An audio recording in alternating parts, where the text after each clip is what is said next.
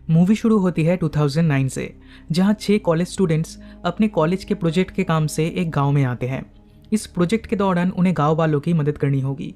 अब इस प्रोजेक्ट में उनका गाइड कम सुपरवाइजर होता है मिस्टर प्रभु, जो इस गांव में ही रहता है।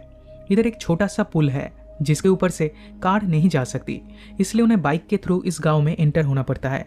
इधर अलग अलग जगह पे कुछ ऐसा सामान रखे हुए थे जो किसी रिचुअल में यूज होते हैं, पर वो किस तरह का रिचुअल है इस बारे में अभी तक इन 6 बच्चों को नहीं पता।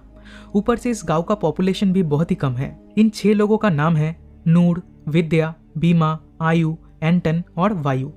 अब इस गांव में आते ही नूर को कुछ अजीब सा फील होने लगता है और विद्या को एक गाना सुनाई देता है जो इंडोनेशिया में गैमेलान नाम से पॉपुलर है, जिसमें ट्रेडिशनल डांस किया जाता है और इसके साथ गाना भी गाया जाता है। अब रात को सभी गर्ल्स मिसेस सुंदरी के साथ रुकती है और बॉयज दूसरे घर में रुकते हैं। विद्या मिसेस सुंदरी से कहती है उसने सच में गैमेलान की आवाज़ सुनी थी। इस पे मिसेस सुंदरी कहती है तुम्हें इसे इग्नोर करनी चाहिए और गैमेलान की आवाज़ सुनाई देना बिल्कुल भी ठीक नहीं है, इससे तुम बहुत बड़ी प्रॉब्लम में पड़ सकती हो। फिर सबके सो जाने के बाद विद्या को एक शैडो दिखाई देती है जिसे देखकर वो डर जाती है और फौरन सोने चली जाती है। इधर नूर के पास एक ओल्ड लेडी की स्पिरिट आती है जो नूर को बहुत ध्यान से देख रही थी और इसी के साथ ये सीन इधर ही कट हो जाती है। अगली सुबह प्रभु उन्हें गांव घुमाने ले जाता है। वो उन्हें एक कब्रिस्तान में ले जाता है जहां 10 साल और उनसे छोटे बच्चों को दफनाया जाता था।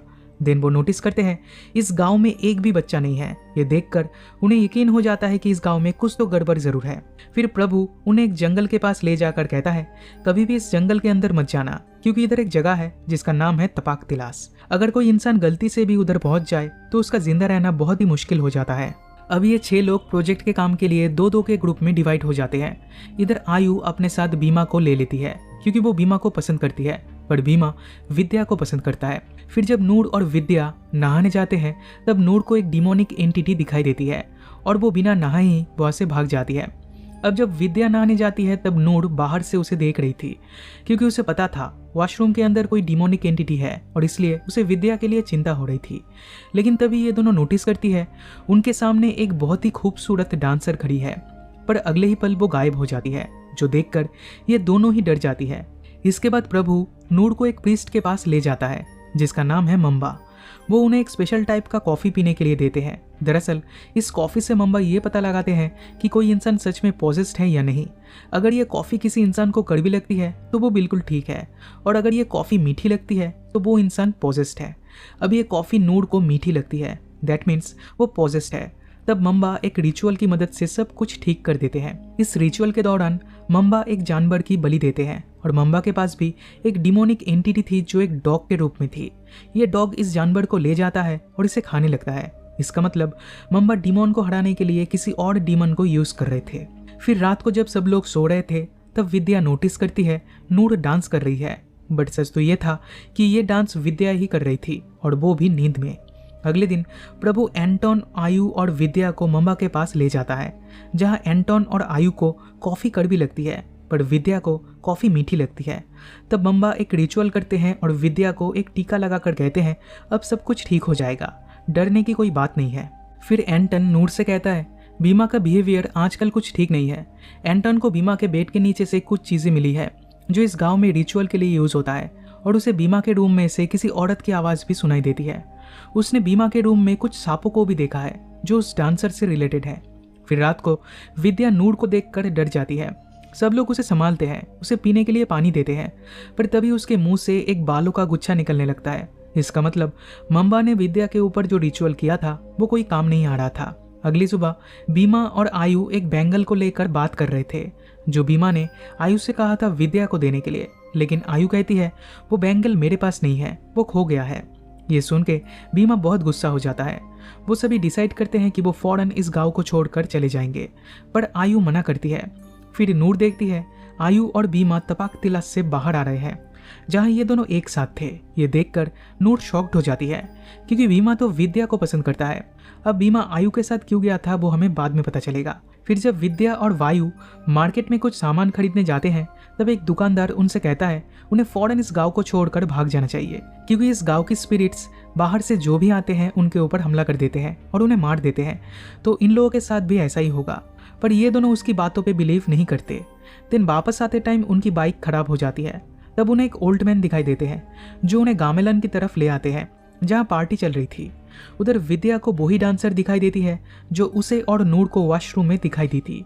विद्या उसे देखकर बहुत डर जाती है, पर वायु उस डांसर की तरफ आकर्षित होने लगता है क्योंकि वो डांसर बेहद खूबसूरत थी। उधर बहुत सारा खाना भी रखा था, तो वायु उसमें से खाने लगता है और अपने फ्रेंड्स के लिए भी थोड़ा खाना पैक करवा लेता है। इसी दौरान वो ओल्ड मैन आकर कहता है उनकी बाइक ठीक हो चुकी है। तब विद्या और वायु वहां से निकल पड़ते हैं, पर हम नोटिस करते हैं सभी डांसर्स उनकी तरफ ही देख रही थी। लेकिन वापस आकर जब वो लोग उस पार्सल को खोलते हैं तो उसके अंदर खाना नहीं था, उसके अंदर तो एक मंकी का कटा हुआ सर था। ये देखकर नूर समझ जाती है कि इधर कुछ तो जरूर गलत हो रहा है। वो सभी के बैग्स को चेक करने लगती है। तभी विद्या इधर आती है और उससे कहती है मेरे काम में दखल देने की कोशिश भी मत करना। इससे हमें पता चलता है कि विद्या पॉजेस्ड हो चुकी है। कुछ देर बाद बीमा आकर नूर को एक ड्रीम के बारे में बताता है जिसमें विद्या को बहुत सारे सांपों ने जकड़ा हुआ था और इन सांपों का मतलब है वो ही डांसर। अब विद्या को बचाने के लिए बीमा ने उस डांसर के साथ एक डील की थी जिसके बारे में हमें बाद में पता चलेगा। ये सब सुन के नूर समझ जाती है कि वो कोई डांसर नहीं बल्कि वो तो एक जिन है। अगले दिन नूर को पता चलता है कि उस डांसर के साथ आयु ने भी एक डील की थी और उस डांसर ने उसे ग्रीन कलर का स्कार्फ भी दिया था और वो बैंगल भी अभी तक आयु के पास ही है। अब फाइनली ये लोग डिसाइड करते हैं कि अगली सुबह वो सारे इस गांव को छोड़कर यहाँ से भाग जाएंगे। लेकिन उसी रात विद्या नोटिस करती है बीमा अकेला जंगल के अंदर जा रहा है। दरअसल ये बीमा की स्पिरिट है और वो अब डांसर के कंट्रोल में है। अब जो ओल्ड मैन विद्या और वायु को गामेलन में ले गया था वही ओल्ड मैन की स्पिरिट विद्या को डांसर के पास ले जाता है और ये जगह वही थी जिसका नाम है तपाक दिलास, जहाँ प्रभु ने उन्हें जाने से मना किया था। अब विद्या उधर आयु की स्पिरिट को देखकर शॉक्ड हो जाती है। वो भी उस डांसर की तरह बन गई थी और वो रोते हुए डांस कर रही थी जो उस डील का ही हिस्सा था। दूसरी तरफ नूर की नींद खुलती है तो वो आयु को देखकर परेशान हो जाती है। उसकी बॉडी एकदम ठंडी पड़ चुकी थी और उसे देखकर लग रहा था कि किसी ने उसके सोल को निकाल लिया है। दरअसल ये उस डांसर रूपी जिन ने ही किया था। अब नूर फौरन मम्बा के पास जाती है और उन्हें वो बैंगल और स्कार्फ दिखाती है। तब मम्बा कहते हैं वो डांसर असल में सभी स्पिरिट्स की क्वीन यानी रानी है और उसे इधर दूबा नाम से जाना जाता है। उस डांसर ने बीमा और आयु की स्पिरिट को अपने कब्जे में कर लिया है। वो उनके साथ कुछ भी कर सकती है और कोई उसे रोक भी नहीं सकता। मूवी के शुरू में हम देखे थे एक ओल्ड लेडी की घोस्ट ने नूर को पॉजेस कर लिया था और उसने नूर के थ्रू विद्या को वार्निंग भी दी थी। उसने कहा था विद्या को इन सब से दूर रहने के लिए। अब मम्बा कहते हैं इस गांव वालों ने इस डांसर के साथ बहुत गलत किया था, इसलिए वो एक भटकती हुई आत्मा बन गई थी, लेकिन अभी तक उसके ऊपर नाचने का कर्ज लगा हुआ था। वो इससे मुक्ति पाना चाहती थी, इसलिए उसने अपनी जगह आयु को दे दी और खुद पूरी तरह से अपने डिमोनिक काम में बिजी हो गई। अब गांव में आते ही विद्या को गामेलन सुनाई दिया था। इसका मतलब ये डांसर सबसे पहले विद्या को अपने कंट्रोल में लेना चाहती थी, लेकिन बीमा ने विद्या को बचाने के लिए उस डांसर के साथ डील कर लिया था, जिसके कारण हर रोज उसे उस डांसर के पास जंगल में जाना होता था। पर उस डांसर ने बीमा को बताया था कि वो एक जिन है, तो बीमा उससे कोई भी एक विश मांग सकता है। इस पे बीमा ने जिन से विश में विद्या का प्यार मांगा था और इसलिए जिन ने उसे अपना बैंगल दिया था जो उसने विद्या को देने के लिए कहा था।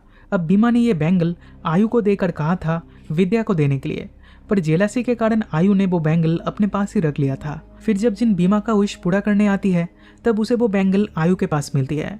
तब आयु ने भी जिन के साथ एक डील कर लिया था जिसमें जिन ने उसे एक स्कार्फ दिया था। अब इधर डील ये था कि बीमा आयु के प्यार में पड़ जाए और इसी डील के चलते बीमा और आयु एक साथ थे और नूर ने उन्हें देख लिया था। पर अभी ये जिन विद्या को अपने कंट्रोल में लेना चाहती है, वो उसे ऑफर भी देती है, लेकिन तभी मम्बा अपने डेमोनिक डॉग को उधर भेज देते हैं, जिसके कारण जिन विद्या को छोड़ देती है। अगली सुबह गांव वाले विद्या को जंगल से वापस ले आते हैं।